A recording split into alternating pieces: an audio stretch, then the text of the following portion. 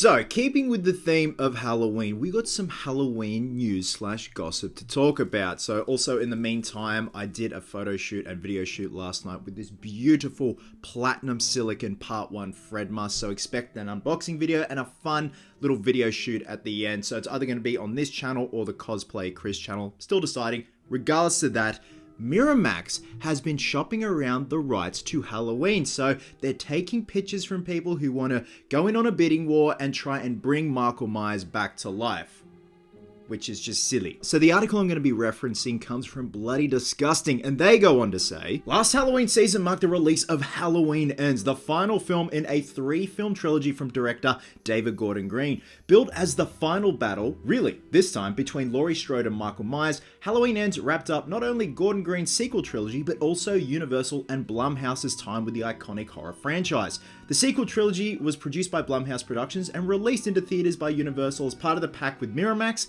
and the ball is now back in Miramax's courts, so the rights have reverted back to Miramax. So what's next for the Halloween franchise? Bloody Disgusting can exclusively report that Miramax is actively shopping the rights to the Halloween franchise around Hollywood. From what we understand, there is a massive bidding war going on right now, with several different parties interested and vying for the chance to bring Michael Myers back to life.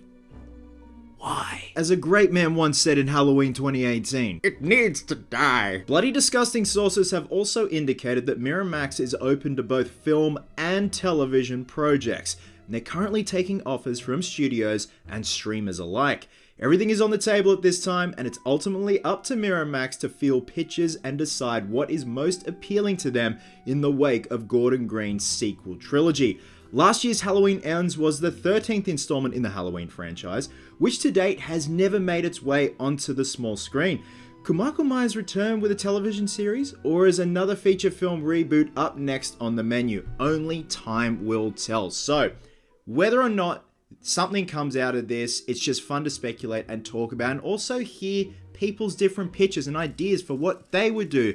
In the case of me, I really think the Michael Myers storyline needs to rest for a very long time. Halloween 2018 was a great return for Michael Myers. Halloween Kills was fun. I have a lot of fun with Halloween Kills. It has a lot of problems, but I think it's definitely the most fun out of the Gordon Green trilogy. And then we got to Halloween Ends, that was pitched as the be-all, end-all final showdown, final fight with Laurie Strode and Michael Myers, much in the vein of Batman v Superman.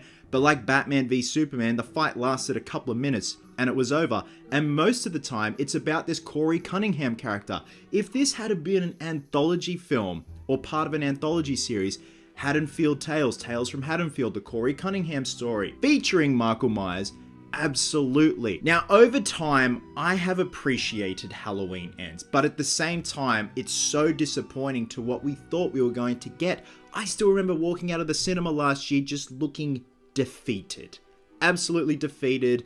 It was, to me, the be-all, end-all, and it let me down big time. So that's why I think the character of Michael Myers needs to die. I don't think there's anything you can really do with the character for the time being.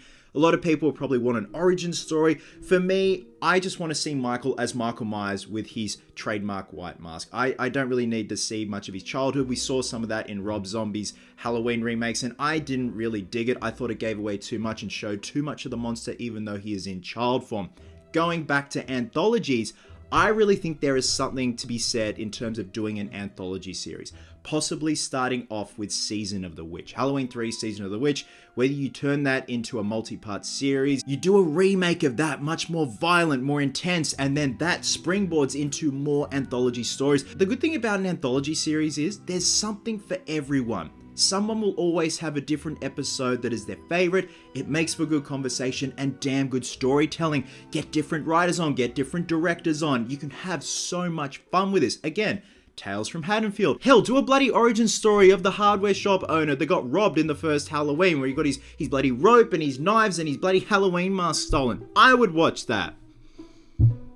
Not really, but, you know, better than milking the Michael Myers cow dry. So it's one of those things where you got to watch this space. It's going to be very interesting to see what comes of this, if anything comes of this, whether it be films, television. I, for one, would love to see a television series.